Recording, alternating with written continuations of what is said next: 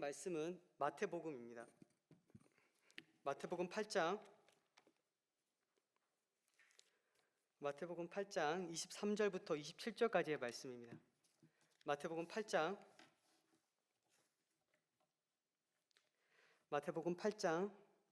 23절부터 27절까지의 말씀 보도록 하겠습니다. 네, 제가 말씀을 읽도록 하겠습니다. 배에 오르심에 제자들이 따랐더니 바다에 큰 놀이 일어나 배가 물결이 덮이게 되었을 때 예수께서는 주무시는지라. 그 제자들이 나와 깨우며 이르되 주여 구원하소서, 우리가 죽겠나이다. 예수께서 이르시되 어찌하여 무서워하느냐, 믿음이 작은 자들아 하시고 곧 일어나사 바람과 바다를 꾸짖으시니 아주 잔잔하게 되거늘 그 사람들이 놀랍게 여겨 이르되 이가 어떠한 사람이기에 바람과 바다도 순종하는가 하더라. 아멘. 잠시 기도하겠습니다. 거룩하신 하나님 아버지, 주님의 말씀을 들고 섰습니다. 하나님, 이 말씀을 우리의 신비에 새겨주시고 실제적으로 우리의 삶 속에서 적용할 수 있도록 하나님께서 은혜를 내려주시옵소서.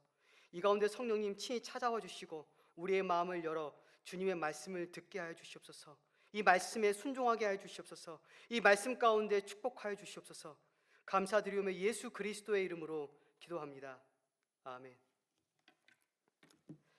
제가 고난과 역경 가운데 있는 성도님들과 흔히 대화를 하게 되면 상투적으로 흔히 하는 말씀들이 있습니다.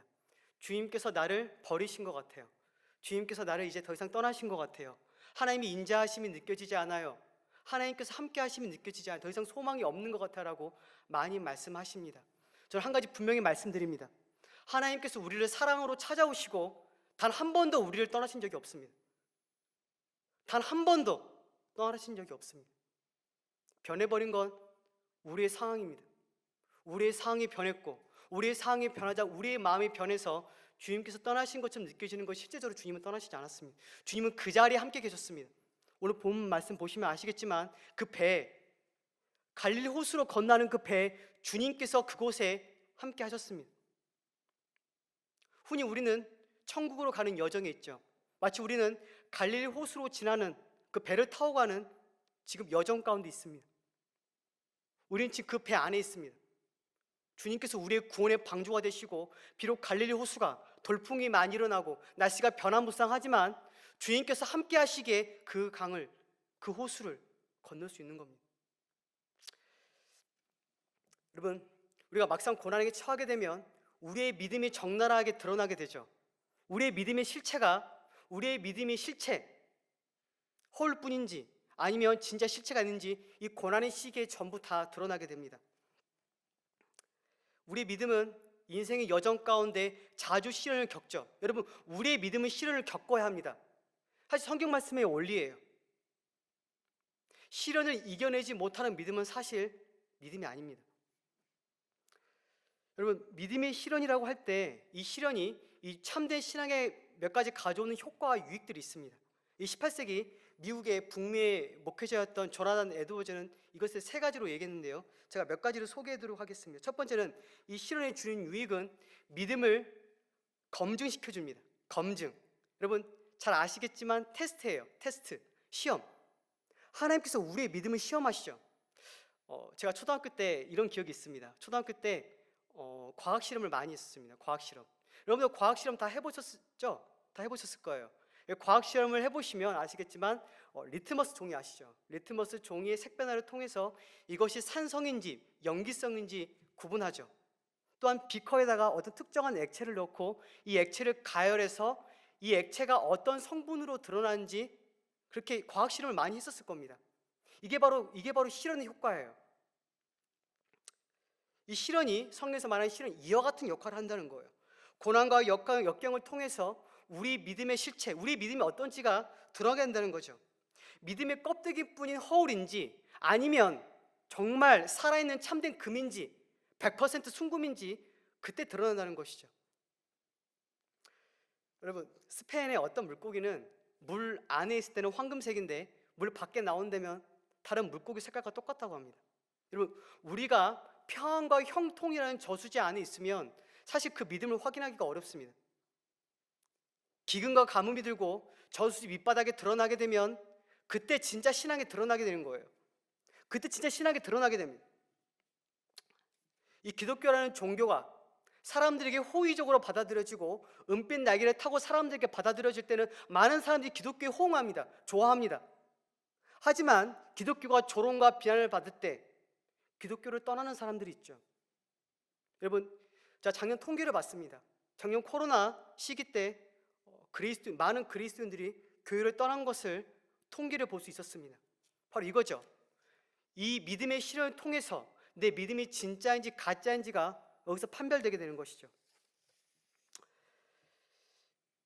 우리가 이 믿음의 시험을 통해서 우리가 참된 신앙으로 드러나게 됐을 때 우리가 구원의 확신을 갖게 됩니다. 그리고 우리가 참되게 기뻐할 수 있는 거죠. 그래서 하나님께서 우리에게 시험을 주시는 겁니다. 우리가 창세기 22장 보시면 아시겠지만 아브라함에게 시험을 주죠. 근데 여러분 이걸 기억하셔야 돼요. 하나님은 아브라함이 어떻게 할 것을 이미 다 알고 있었어요. 왜 시험을 주셨죠? 그것은 아브라함을 위해서 준 거예요. 아브라함의 자신의 신앙을 자기 눈으로 보기 위해서예요. 마찬가지예요. 우리는 시험을 통해서 우리 신앙을 스스로 보게 돼요. 내가 어떤 존재인지, 내가 어떤 믿음을 지는지를 스스로 적나라하게 보게 되는 거죠. 두 번째 실현의 효과는 신앙의 참된 아름다움과 고상함을 드러내줍니다. 여러분, 낮에는 별이 잘 보이지 않아요. 낮에는 별이 보이지 않죠. 분명히 이 낮에도 하늘에는 별이 박혀 있는데 낮에는 그 별이 보이지 않습니다. 분명히 별은 있어요. 그런데 이 해가 지고 밤이 찾아오게 되면 하늘의 별이 반짝거리게 됩니다. 마찬가지로 이 참된 기독교의 영적 탁월성은 환난의 시기, 시련의 시기에 적나라하게 드러나게 됩니다. 여러분, 정말 한 가지 정말 강조하고 싶은 것은 여러분, 우리가 시련 가운데 있을 때 우리의 역할이 매우 중요합니다. 우리가 불신자들처럼 똑같이 시련과 환난에 대해 반응한다면 우리는 그들을 전도할 수가 없어요. 우리의 전도의 성패는 환난 가운데서 우리가 어떻게 반응하느냐, 우리가 어떤 태도를 취하느냐, 우리가 어떤 모습을 보이냐에 따라서 우리 전도의 성패가 갈라집니다.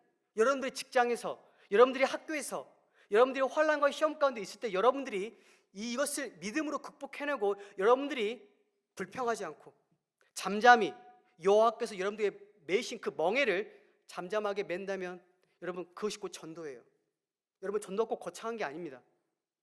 전도는 사실 거창한 게 아니에요. 실제적으로 우리가 시련 가운데서 우리가 보여주는 믿음이 그들에게 곧 전도예요. 우리의 신앙, 우리 신앙의 능력, 신앙의 영광, 신앙의 고상함을 가장 영광스럽게 보여줄 수 있을 때가 바로 시련의 시기라는 거예요. 네. 세 번째 시련은 신앙을 순화시키고 또한 강하게 해줍니다. 신앙을 순화시켜주고, 그러니까 정화시켜주는 거죠. 우리가 가지고 있는 신앙의 찌꺼기들을 소멸시켜줘요. 제거해주는 역할을 합니다. 여러분, 아무리 경건해지고 아무리 말씀을 많이 읽고 아무리 기도를 많이 해도 우린 육체를 입고 있어요. 우리가 천국에 들어가는 그 순간까지 우리의 몸에는 죄와 공존한다는 거예요. 죄가 있어요. 어둠이 있죠. 하지만 시련이 이런 것들을 조금씩 소멸시켜 나가는 겁니다.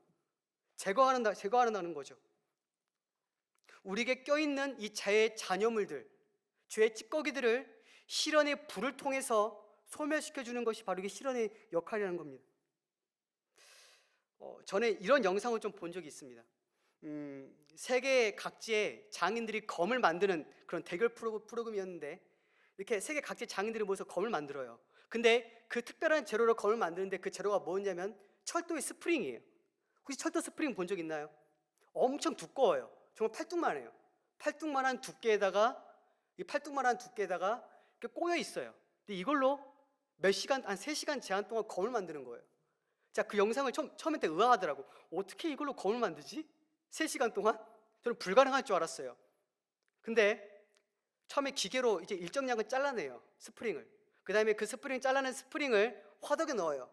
화덕에 넣고 달군 다음에 빼낸 다음에 모루 위에 올려놓고 사정없이 내려쳐요. 그 과정을 수십 번 반복하면 점점 검의 모양이 나와요. 그리고 시간이 지나면 아름다운 검이 탄생하게 되는 거예요. 여러분, 마찬가지예요. 하나님께서 우리를 다루시는 방법이 이거예요. 우리는 화덕으로 들어가요. 하나님께서 우리를 부여잡고 화덕으로 넣으세요.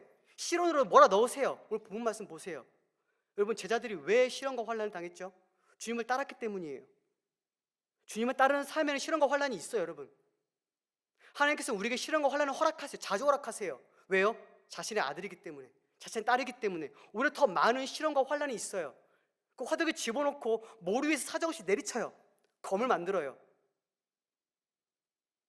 천국에 합당한 사람들이 되기 위해서, 천국에 합당한 사람이 되기 위해서, 하나님이 쓰시기 위한 도구가 되기 위해서 우리를 두들기시는 거예요. 환난을 주시는 거예요. 시련을 허락하시는 거예요. 마치 여러분, 우리가 사실 처음 구원받았을 때 영적 어린아기예요. 마치 녹슨 철도 스프링처럼 여기저기 흠집이 나 있어요. 여기저기 상처가 있어요. 여기저기 찌꺼기들이 껴 있어요. 여기저기 녹슬어 있어요. 근데 하나님께서 우리를 시련을 통해서 우리를 점점 다듬어 가시는 거예요. 점점 그리스도의 형상을 닮아가게 만드시는 거예요. 점점 그리스도의 인격을 닮아가게 만드시는 거예요. 인격과 성품과 태도와 그 모든 것들이 천국에 어울리는 사람들로 만들어 가시는 거예요, 여러분. 여러분, 천국에는 사기꾼들, 거짓말하는 사람들, 죄인들은 못 들어가요. 그 인격을 가지고 여러분 천국에 들어갈 수가 없어요. 우리 이 지상에서 고난의 예비학교를 거쳐요. 그 예비학교를 거친 후에 천국의 영광으로 들어가서 영원토록 빛나는 게 바로 그리스도인들이에요. 여러분, 고난을 너무 두려워하지 마세요. 여러분, 물론 그 말이 너무 어렵다는 거 알아요. 그 고난의 불에 들어가면 너무 고통스럽다고 여러분 알아요. 저도 알아요. 너무 많이 경험해봤기 때문에. 하지만 그 가운데 저는 그 고난의 시간을 통해서 저 인격이 다듬어지는 것을 봤어요. 저의 모난 성품들, 얼마나 내가 이기적인지, 내가 얼마나 사악한지를 깨닫게 되고 내 인격과 성품이 다듬어지는 그 시간을 겪게 됐어요. 우리들은 그 시간들을 많이 겪어야 돼요. 비록 힘들지만. 여러분, 성경 말씀, 에베소서 말씀 보면 주님께서 우리에게 이 땅 가운데서 행하시는 한 가지 목표가 있다고 말씀하고 있죠. 티나 주름 잡힌 것이나 더러운 것 없이 주님 앞에 우리를 세우는 것. 주님께서 그 목표예요. 주님께서 그것을 위해서 우리를 갈릴리 호수로 끌고 가는 거예요, 여러분. 여러분, 예수님께서 왜 갈릴리 호수로 끌고 갔을까요? 왜 건너편으로 가자 하셨을까요? 왜 건너편으로 가자 하신 거죠? 곧 풍랑과 환란이 올 텐데 보여주시기 위해서예요.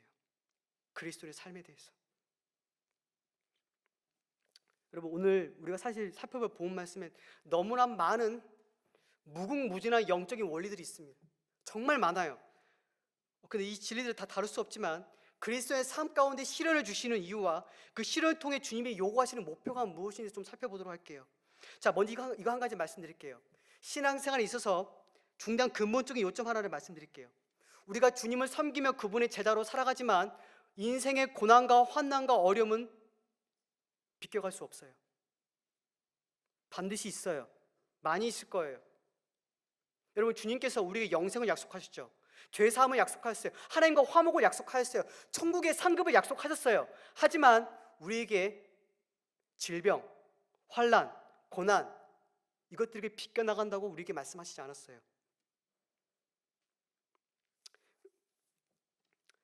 여러분, 디모데후서 3장 12절 말씀에 경건하게 살고자 하는 자를 박해를 받는데요. 또한 사도행전 14장 22절은 너희가 하나님의 나라에 들어가려면 많은 환난을 겪어야 한다고 얘기했어요. 여러분, 우리에게는 주어진 시련과 환난이 많이 있어요. 이것은 반드시 우리가 겪어야 할 과정이에요. 우리가 육신을 입고 이 땅에 사는 동안 수시로 질병을 겪어야 돼요. 수시로 십자가를 져야 돼요. 슬픔과 눈물의 골짜기를 자주 지나가야 돼요. 사망의 음침한 골짜기를 지나쳐야 돼요. 고민과 실망과 염려가 늘 우리를 따라다녀요. 하지만 이 시련들을 통해서 우리는 더욱 아름답게 다듬어지는 것이에요. 여러분, 우리가 사실 고난이 오게 되면 우린 즉각적으로 사실 불편하는 게 있죠. 불평하죠. 하필 왜? 왜 하필 나야? 하나님 왜 하필 나예요? 우리 즉각적으로 우리 입 밖에서 불평과 원망이 튀어나올 때가 정말 많죠. 당황해하고 의아해하죠. 하지만 여러분, 성경에서 말하기를 베드로는 이렇게 말했습니다. 너희가 시험을 당하거든 그것은 이상한 일 당하는 것처럼 여기지 마. 이건 너희를 연단하려고 오는 시험이다. 그러면 동시에 그 밑에 절에서 이렇게 말씀해요. 그리스도의 고난으로 말미암아 즐거워하라. 즐거워하라고 얘기해요. 여러분 너무나 어렵죠 여러분? 야고보도 말해요. 내가 여러 가지 시험을 당하거든 온전히 기쁘게 여기라. 기쁘게 여기래요. 사실 성경에서 말하는 것이 사실 이 고난을 당할 때 너무나 어렵지만 쉽지 않지만 감사하고 즐거워하고 기뻐하라고 얘기해요. 왜 그럴까요 여러분? 그 이면에 얻게 될 영적인 축복이 있기 때문이에요. 영적인 축복이 있기 때문이에요. 놀라운 축복이 우리들에게 준비되어 있기 때문이에요. 의와 화평의 열매를 맺어요. 여러분 한번 생각해 보세요. 고난이 아니면 과연 우리가 하나님께 부르짖을까요? 여러분 고난이 아니면 우리가 과연 하나님께 매달려서 부르짖을까요? 혈루증 앓는 여인처럼 예수님의 옷깃을 붙잡고 간절하게 붙잡을까요 여러분? 안 그래요 여러분. 인간은 너무 교만하기 때문에, 인간은 너무 끔찍하게 사악하기 때문에 고난이 아닌 것은 도저히 개선이 안 돼요. 그런 고난에 대해서 우리는 하나님께 매달려요. 저 생각해도 마찬가지예요. 제가 정말 하나님께 간절히 매달렸을 때는 너무나 견디기 힘든 시련일 때였어요. 너무나 힘들어서 낙담과 절망에 사로잡힐 때, 그때 하나님께 나아가서 하나님께 매달리고 하나님께 기도했어요. 마치 여러분 시련은 자석이에요. 자석. 우리를 하나님께 끌어당겨요. 하나님께 단단히 붙잡히게 만들어요. 이게 시련의 역할이에요.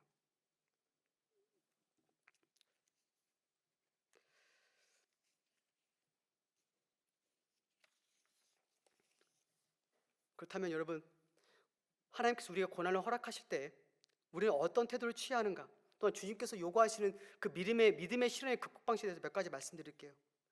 여러분, 첫 번째는 올바른 상황 판단이에요. 바로 생각하는 거예요. 25절 말씀 한번 같이 보도록 하겠습니다. 25절 말씀 같이 보도록 할게요. 같이 읽겠습니다.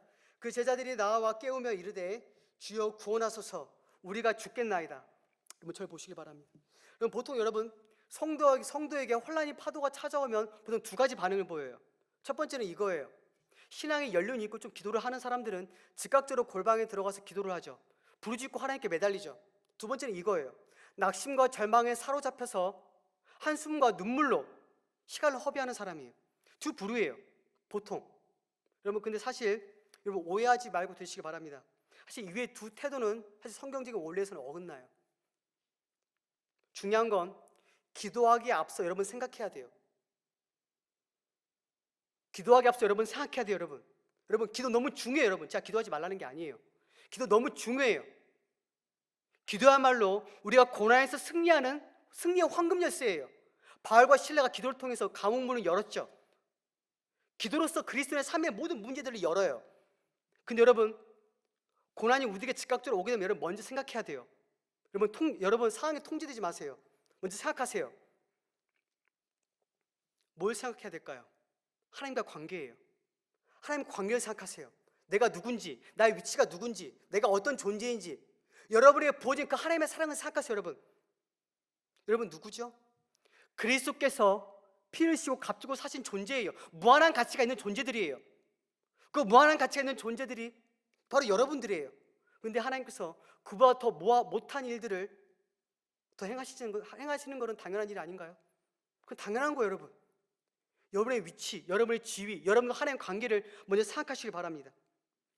여러분 그리스도인들에게는 삼위일체 하나님께서 그 안에 계신다고 성경에 기록되어 있어요. 삼위일체 하나님, 전능하신 창조주 하나님 아버지께서 여러분들 안에 계시고 그분께서 말씀하셨죠. 나는 결코 너희를 떠나지 아니하고 너희를 버리지 않는다. 내가 허락한 뜻을 모두 다 이룰 때까지 너와 함께 하겠다. 예수님께서 말씀하셨어요. 세상 끝날까지 너희와 함께 하겠다. 성령님께서 말씀하셨어요. 보혜사 성령이 오시면 너희처럼 영원히 함께 할 것이다. 여러분 주님께서만 이 땅에서만 함께 하시는 게 아니에요. 영원토록 함께 하세요. 우리에게 찾아오시고 난 이후에 영원토록 우리와 함께 하시는 분이에요. 하나님과 관계를 생각하세요. 여러분의 자녀됨의 지위, 여러분의 위치, 여러분의 그 축복 여러분 기억하세요. 떠올리세요. 상기하세요. 생각하세요. 여러분이 어떤 존재인지 기억하세요. 이게 첫 번째 여러분. 기도하기 전에 먼저 생각하세요. 보통 환난이 오게 되면 눈앞이 캄캄해지죠. 그리고 문제는 태산같이 보이게 되죠. 여러분 기억하세요. 그 문제보다 크신 분이 하나님이에요.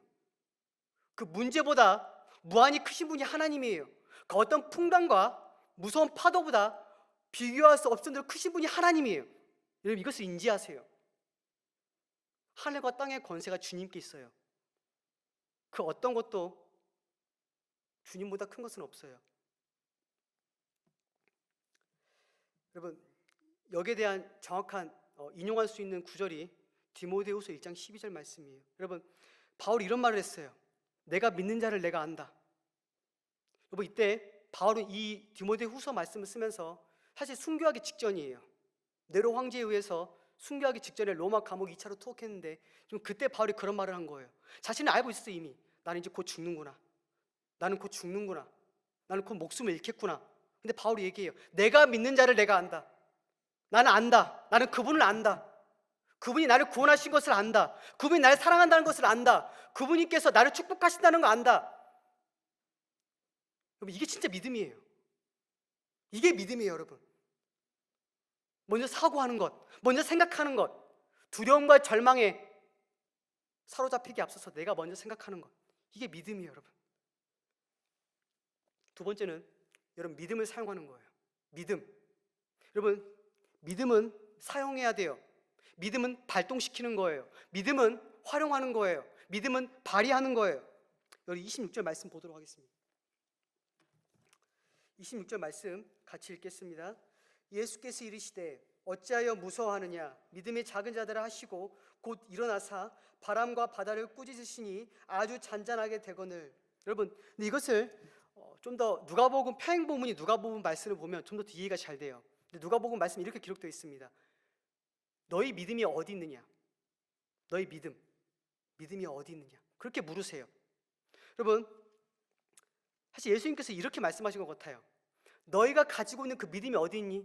너는 나를 알고 있어. 너는 나를 믿고 있어. 근데 그 믿음이 어디 갔어?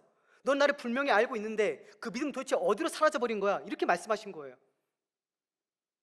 여러분 믿음은 단순한 감정이 아니에요. 여러분 믿음은 감정이 아니에요. 믿음이 감정이라면 여러분 감정은 하루도 수십 번씩 변해요. 수십 번도 계속 바뀌어요. 물론 믿음에는 감정의 영역이 있어요 여러분. 근데 믿음은 본질적으로 전 인격이에요. 우리의 지성이 들어가요. 그리고 우리의 감정이 들어가요. 감정적 신뢰가 있죠. 그리고 의지가 있어요. 우리의 의지가 동반돼. 이게 믿음이에요. 그러니까 믿음이라는 것은 진리에 대한 전 인격적인 반응이에요. 우리의 모든 것에 대한 반응, 단순히 감정이 아닌. 여러분 우리가 환란이 올 때 그리고 제가 아까 말씀드렸듯이 뭐지 우리가 생각해야 돼요. 우리의 존재 위치를 생각하고 우리의 믿음을 활용해야 돼요. 발휘해야 돼요. 그 상황에 적용시켜야 돼요. 여러분 상황에 통제되지 마세요. 믿음에 통제되세요. 하나님의 말씀에 통제되세요. 상황에 통제되는 순간 우리는 두려움에 사로잡히게 되고 우리 믿음은 모래성처럼 무너지게 돼요. 여러분 상황에 통제하지 말고 하나님에 대한 믿음에 통제되세요. 여러분 사실 제자들은 충분히 믿음을 사용해야 했어요. 왜냐하면 예수님께서 비범한 분이시고 위대하신 분이시고 하나님의 아들이시고 놀라운 기적과 이적과 그 모든 것을 다 이미 체험했어요. 봤어요. 그 배에 예수님께서 함께 하셨어요. 근데 그들은 그 믿음을 사용하지 않았어요. 그 믿음을 나이가 처한 환경에 적용하지 않았어요. 사실 불신이에요. 불신앙이죠. 여러분 우리 이럴 때 참 많아요. 거대한 문제 앞에 흔들리고 낙담하면서 쉬 입 밖으로 정말 하나님 계시는 거야? 정말 하나님 날 사랑하시는 거야? 온갖 불경한 말들을 입 밖으로 꺼내는 신앙인들이 참 많죠. 여러분 조심하세요. 여러분 정말 조심하세요. 여러분 출애굽기 이스라엘 백성들을 한번 보세요. 이스라엘 백성들이 광야 40년 동안 얼마나 많은 불평과 원망을 했나요? 한번 여리고 사건 한번 생각해 보세요. 여리고 사건 한번 생각해 보면 분명해져요. 여리고 사건, 여리고 정탐을 했죠. 그래서 12명의 정탐꾼들이 보고를 해요. 우린 큰일 났다. 저들은 안악자수예요. 저들은 키가 크다. 우린 메뚜기와 같다. 그런데 여리고 성은 이중성벽이다. 우린 도저히 뚫을 수가 없다. 우린 망했다. 여러분 이걸 기억하세요. 이스라엘 백성들은 애굽에서 놀라운 하나님의 그 심판의 역사를 10번이나 봤어요. 그리고 홍해 앞에서 애굽의 모든 군대들이 패망하는 것을 두 눈으로 봤어요. 홍해가 갈라지는 거 봤어요. 구름 기둥과 불 기둥이라는 하나님의 임재를 경험했어요. 놀라운 기사와 이적을 끊임없이 체험했지만 그들은 불신했어요. 그들은 믿지 않았어요. 결국 그들은 천국의 가나안에 못 들어갔어요. 영광스러운 천국에 들어가지 못했어요. 지속적인 불신앙은 여러분 두려워해야 돼요. 정말 두려워해야 돼요.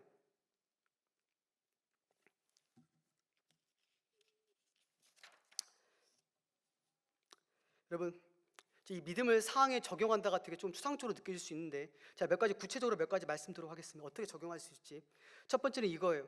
주님께서 나에게 행하실 일들을 떠올리는 거예요. 여러분, 주님께서 여러분들 찾아오셨던 그날 한번 떠올려 보세요. 하나님의 사랑이 여러분의 마음에 부어졌던 그날 한번 떠올려 보세요. 여러분, 하나님의 사랑이 흠뻑 젖어서 기쁨에 취했던 여러분, 그날 한번 떠올려 보세요. 여러분의 삶을 한번 주마등처럼 한번 살펴보고 여러분을 그 환난 가운데 건져주신 여러분, 그때를 한번 떠올려 보세요. 여러분, 시편을 보면 다윗이 늘 그랬어요. 다윗이 어려움에 처하게 되면 늘 하나님께 자신을 구해주신 것을 늘 생각했어요. 목동 시절에 사자와 곰의 이빨에서 나를 건져주신 하나님, 또한 사울의 손에서 나를 건져주신 하나님을 늘 기억하고 그 하나님을 의지했어요. 과거를 추억하는 것, 과거를 떠올리는 것, 과거에 하나님께서 나에게 행하신 일을 떠올리는 것, 이게 믿음을 우리의 상황 가운데 적용하는 거예요. 두 번째는 접속사를 활용하는 거예요. 접속사. 여러분, 접속사가 뭐가 있죠? 그리고, 그러므로, 그렇기 때문에, 앞뒤의 문맥을 이어주죠. 여러분, 저는 신앙에서 접속사가 너무 중요하다고 생각해요. 신앙에 접속사가 뭐가 있을까요? 하물며, 그럼에도 불구하고가 있어요. 저는 이 두 단어를 너무 사랑해요. 제가 말씀을 읽어드리도록 할게요. 마태복음 7장 11절이에요. 너희가 악한 자라도 좋은 것을 자식에게 줄 줄 알거든 하물며 하늘에 계신 너희 아버지께서 구하는 자에게 좋은 것으로 주시지 않겠느냐. 하물며, 여러분, 악한 자도 자신의 자식에 대해서는 책임을 지고 헌신해요. 책임을 지고 헌신하죠. 여러분, 자신의 모든 걸 쏟아붓죠. 자식이 괴롭고 힘들어하는데 여러분, 방관하는 부모가 어디 있어요? 하물며 하나님께서 여러분 어떠하실까요? 동실물도 하나님께서 보호하시고 돌보신다면, 하물며 예수 그리스도의 보혈로 구원받은 우리들 여러분 어떨까요? 과연 두려워하는 게 옳을까요? 무서워하는 게 과연 옳을까요, 여러분?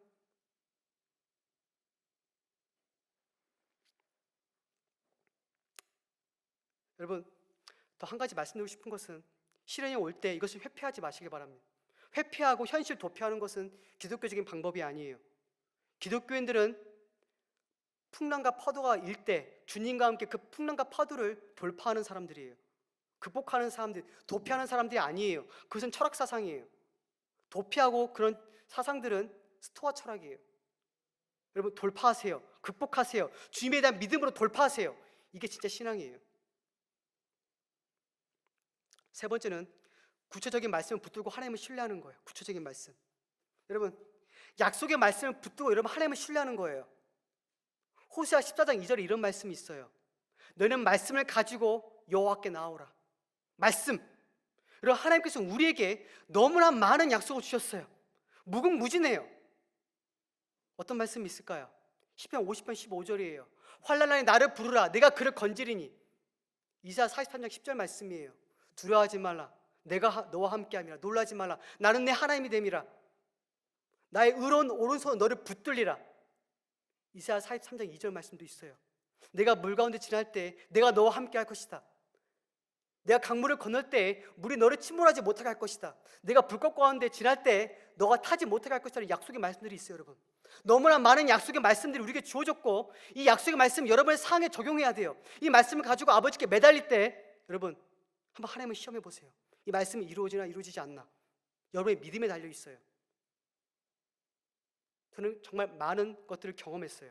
이 약속의 말씀을 가지고 나아갈 때 하나님의 입에서 나온 그 말씀이기 때문에 변개하지 아니하시고 반드시 이루시는 하나님께서 그 말씀을 반드시 이루세요. 제가 한 가지 재밌는 일화를 소개해 드릴게요. 과거 영국에 어떤 경건한 성도가 있었어요. 근데 이 경건한 성도의 교구에 그 목사님이 신방을 찾아왔어요. 근데 이 목사님이 이 성도분의 성경책을 보는데 성경책 여기저기 곳곳에 알파벳 T와 P가 적혀 있는 거예요. 성도님, 이 T와 P가 뭐죠? 왜 적어 놓으신 거죠? 그랬더니 이 성도분이 이렇게 얘기했어요. T는 try, 이 말씀을 정말 제 삶에 적용시켜 봤어요. 시도해 봤어요. 그리고 P는 proved, 입증되었어요. T, P, 시도와 입증. 여러분, 그리스도의 삶이 바로 이거와 같아요. 말씀을 우리의 삶에 적용하고 사용할 때 진짜로 그 말씀이 이루어져요, 여러분. 여러분, 저는 거짓말하는 게 아니에요, 여러분. 말씀 한번 적용해 보세요. 사용해 보세요. 모든 삶의 문제를 풀어주는 황금 열쇠의 약속의 말씀이에요, 여러분. 우리가 절망의 감옥 가운데 있을 때 여러분, 그 말씀이 우리의 절망 가운데 해방시켜줘요. 육신의 질병, 삶의 고통, 그 모든 문제들을 해결해내는 약속의 말씀이 있어요. 그 말씀을 신뢰하고 하나님을 신뢰할 때 우리가 이겨낼 수 있어요. 여러분, 하나님의 신실하심에 매달리세요. 여러분, 하나님은 신실하신 분이에요. 우리는 신실하지 않지만 하나님은 신실하신 분이에요. 너무너무 신실하신 분이에요. 상황이 어떻든 나의 환경이 어떻든 여러분, 하나님의 그 신실하심에 매달리세요. 여러분, 그분은 우리를 도우시는 분이에요. 여러분, 여러분들은 그리스도의 것이에요. 여러분, 그리스도의 소유예요. 하나님 여러분들의 아버지예요. 여러분의 이마에는 하나님의 백성의 표로 인쳐져 있어요. 여러분, 하나님의 자녀예요. 불같은 시련, 여러분 두려워하지 마세요. 예수 그리스도라는 반석 위에 여러분의 소망의 닻을 내리세요. 여기에 우리의 소망이 있어요. 어떤 시련과 환난과 풍파가 우리에게 주어질지라도 그 안에서, 예수 그리스도 안에서 믿음으로 붙들 때 우리는 그것을 극복하고 무엇이든지 돌파해낼 수 있어요. 여러분, 한번 모세를 보세요. 홍해 앞에 있던 모세, 200만의 장정들을 이끌고 홍해 앞에 섰던 그 모세, 뒤에서는 애굽의 군대가 쫓아와요. 앞에서는 홍해가 가로막고 있어요. 그럼 모세가 그러니까 어떻게 얘기했을까요? 나는 이제 끝났다. 나의 모든 사명은 다 끝났다. 난 더 이상 소망이 없다. 이제 여기까지구나. 여러분, 그렇게 말했을까요? 아니요, 여러분. 모세는 이렇게 얘기했어요. 너희는 두려워하지 말고 가만히 서서 여호와께서 너희를 위해 행하실 그 구원을 보라. 이게 모세의 말이에요. 그리고 우리의 말이 돼야 돼요. 문제 앞에 섰을 때 우리도 그렇게 담대하게 말할 수 있는 용기. 여러분, 그것을 구하세요. 제가 오늘 여러분이 얘기했던 그 말씀들 한번 실천해 보세요. 실천 한번 해보세요. 변개하지 아니하시는, 변하지 아니하시는 신실하신 하나님께서 반드시 여러분들이 믿음 가운데 승리하게 해주실 거예요. 그 약속의 말씀 믿고 한 주 동안 살아가시는 우리 청년부 공동체가 되시기를 바랍니다. 기도하겠습니다. 거룩하신 하나님 아버지, 그리스도인의 삶에는 환난과 풍파와 어려움들이 끊임없이 있습니다. 하나님, 우리들의 능력과 우리들의 힘으로는 도저히 이겨낼 수 없지만 우리의 구원자이시고 우리의 소망이시며 우리의 구원에 닫히신 예수 그리스도를 의지함으로 돌파하기를 아버지 원합니다. 어떤 상황 가운데 있어서 주님을 의지함으로 이겨내고 극복하고 주님과 함께 파도와 풍랑을 이겨내는 삶을 살아가게 하시고, 주님을 신뢰함으로 어떤 상황 가운데인지 흔들리지 않고 신실하게 하나님을 의지할 수 있는 화덕교회 청년부 공동체가 될 수 있도록 은혜를 내려주시옵소서. 감사드리며 예수 그리스도의 이름으로 기도합니다. 아멘.